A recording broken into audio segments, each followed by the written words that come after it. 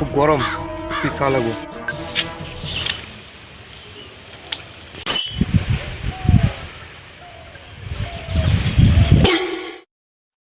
কাজ তো করলাম সারাদিন, যা গরম।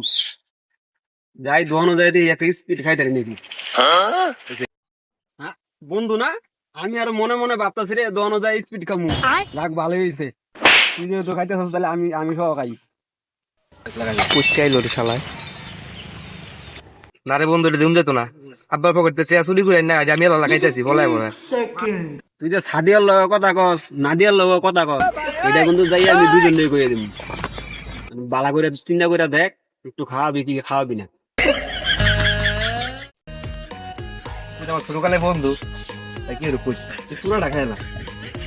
শেষ টাইমে তাহলে বুঝলি বন্ধু।